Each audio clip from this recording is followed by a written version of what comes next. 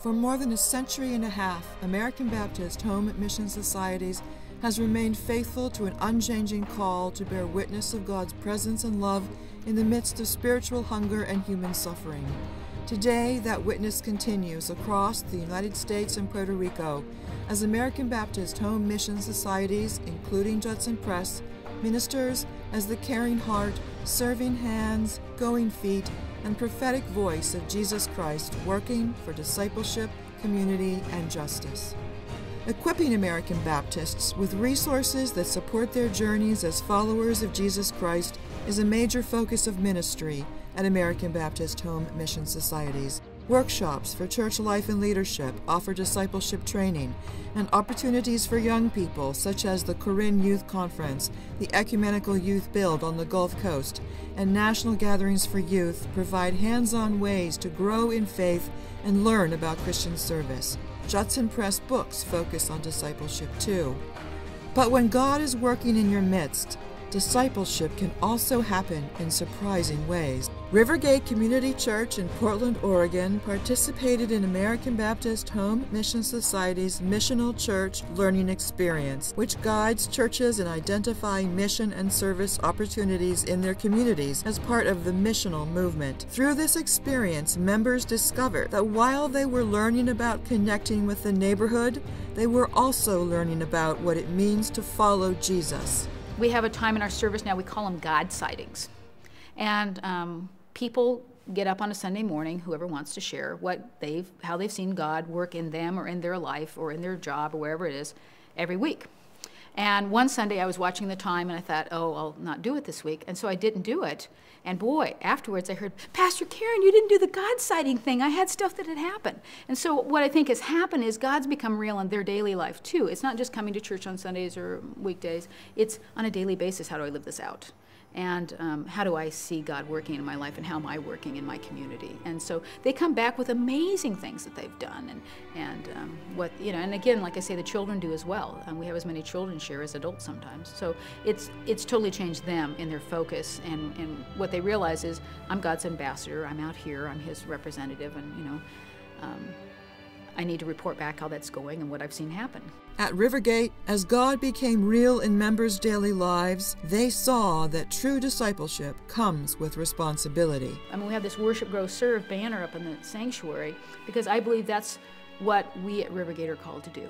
We worship God, we grow in our spiritual life and our faith, and we serve each other in the community and the Lord. Not in that order, obviously. And so we have it up as a reminder, and we have this up as well, come and see, go and tell, because at the beginning of Jesus' ministry, He invited us, come and see. At the end of Jesus' ministry, He said, go and tell. He didn't say, stay inside your four walls. We're called to go where He went and to sit with those people and, to comfort those who need comforting and to bring encouragement and hope. It's a tough world. And if we as a church can't bring that, then we've not fulfilled what we're called to do. And you can't do it by sitting in the church pew on a Sunday morning. Missional movement is Christians believing that our faith should make a difference, that a town ought to be better off because our church is located in it, that we're not gathered as a church just to take care of our own and to be happy with each other and to celebrate God, but if we're not having impact on the well-being of our community, something is very amiss. It's not just Christians going out into the community to do things for the community. It's teaching Christians how to go into the community, find out what the community needs and what the community is doing, and how to be a part of that. So, when Rivergate Community Church joined American Baptist Home Mission Society's Missional Church Learning Experience, members set out into the surrounding neighborhoods. People were astounded. The people who live in North Portland, of course, go to their dry cleaners, or they went to the beauty shop, or they went wherever else. But we literally just went up and down from St. John's clear up to the freeway and just started going into businesses. We went to schools, went to the police department, the fire department, and just started asking people about North Portland. What's going on? What do you see as needs? How could the church be more involved? And almost everyone who came back had the similar experience, that whoever they talked to was shocked that the church would come and ask and not want something in return. Because most people's experience with the church was the church would come and ask for a donation, or the church would come and wanted them to do something for the church. And this was the first experience that they had where the church was really saying, what's going on. As a result of what members learned about community needs, they cleaned up the local high school campus for homecoming and filled backpacks with food for children who otherwise wound up hungry on weekends. Ultimately, the church sold a parcel of its tree-filled urban land for construction of a dozen Habitat for Humanity houses, and other Oregon congregations participating in the Missional Church initiative made a difference in their communities too. I think the most valuable experience about the Missional Church learning experience has been hearing other people's success stories, for me personally. There was one church down in Medford area that was actually ministering to strippers in a strip club. And you know, that's not something you hear many churches doing. You know, women going into, you know, a strip club and actually caring for these women, supporting these women, encouraging these women, you know, meeting them right where they were at. Good, bad, indifferent, right, wrong, whatever, just loving them in the midst of who they are and what they struggle with.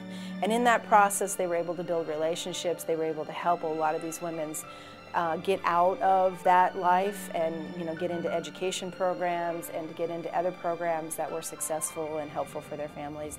But just the relationships, hearing them, you know, have success stories. Any of the churches, there was a garden. One of the churches did a community garden, and it was extremely successful.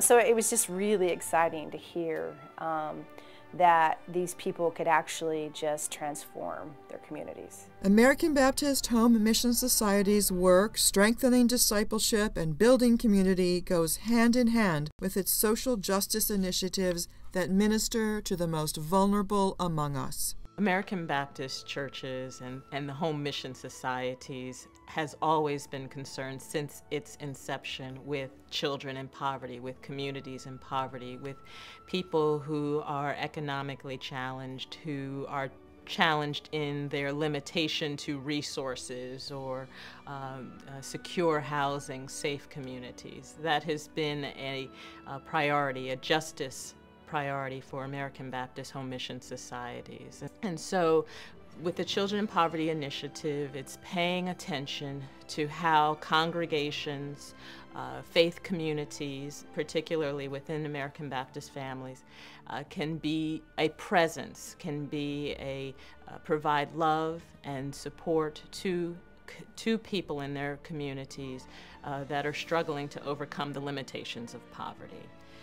We focused on children with a sense of young people being among the most vulnerable in our communities.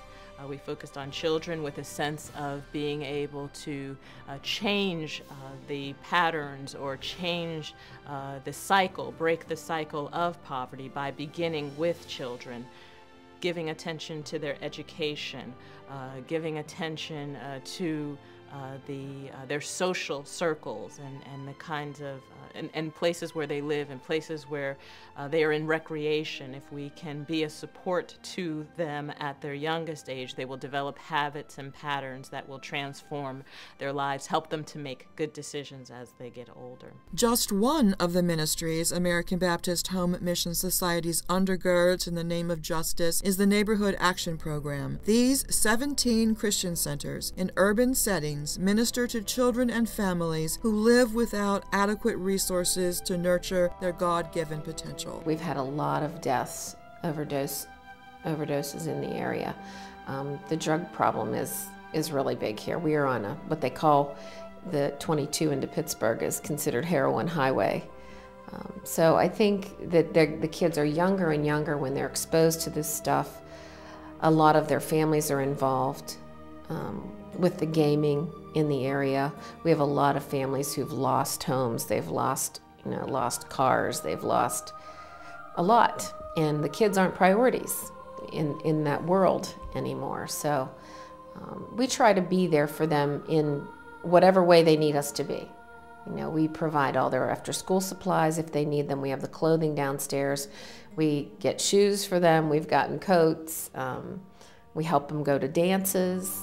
They know that we're here for them. The kids know that we are the safe haven in the neighborhood. The overall need that we're trying to meet is we're trying to fight generational poverty.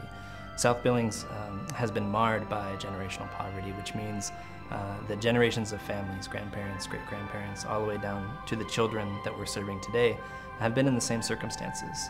They've made the same decisions that have resulted in their situation, or outside circumstances have influenced them. As such, that means that the kids that we're serving primarily are learning the same things, the same behavior patterns that their parents are living by, which could lead to things like addiction, crime, relational discord.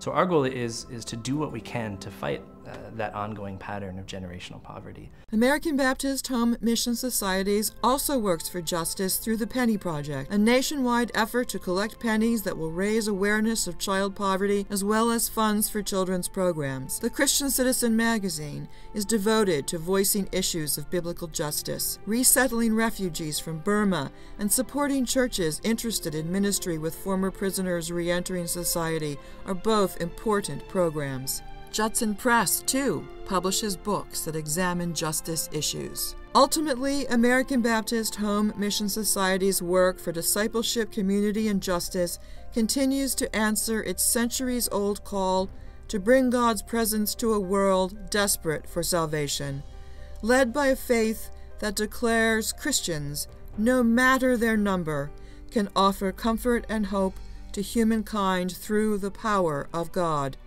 In American Christianity now, even in my lifetime, we've gone from being pretty much a majority culture, where in the 1950s, a huge percentage of the American people went to church on Sunday morning. Now we're down to, statistics tell us we're down to about only 17% of Americans still actually worship on Sunday morning regularly. Those Christians can still have impact for the same reason, that the gospel of Jesus Christ is about the power of God, people lining themselves up with the power of love to overcome hate and goodness to overcome evil, and changing the world with that love.